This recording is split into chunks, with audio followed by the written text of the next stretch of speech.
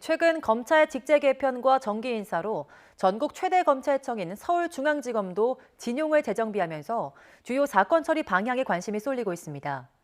대규모 환매 중단을 일으킨 옵티머스 펀드 관련 수사는 탄력이 붙을 것으로 보이지만 이른바 청와대 선거 개입 의혹 수사는 당분간 속도를 내기 어려울 것으로 보입니다. 이종원 기자입니다.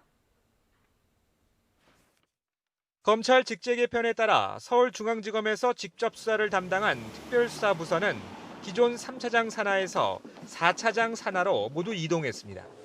반부패 1, 2부와 함께 과거 반부패 3부에서 이름이 바뀐 경제범죄 형사부 등이 대표적으로 인사 단행에 맞춰 검사도 재배치됐습니다.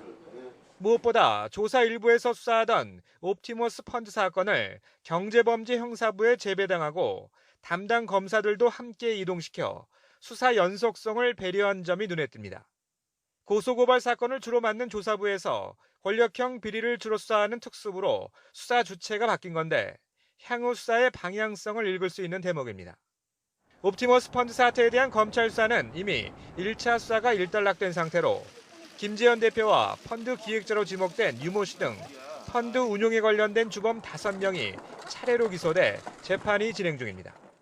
그러나 어떻게 서류 위조만으로 3천 명이 넘는 피해자를 감쪽같이 속여가며 1조 원 넘는 투자금을 3년 동안이나 유치할 수 있었는지, 뒤를 봐준 권력자나 정관계 로비는 없었는지 등에 대한 수사는 아직 남아 있습니다.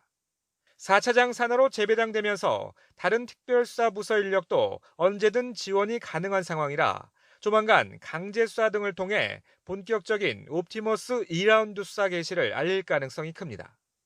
반면 검찰과 정부 여당이 수사 과정에서 극심한 갈등을 빚었던 청와대 선거 개입 의혹 사건은 당장 수사에 속도를 내기가 쉽지 않아 보입니다.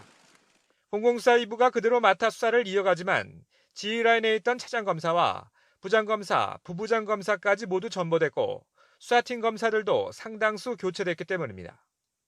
지난 1월 말 송철호 울산시장 등 13명을 무더기로 기소한 뒤에도 검찰은 수사를 계속 이어왔지만 8개월이 넘도록 추가로 재판에 넘겨진 사람은 한 명도 없습니다.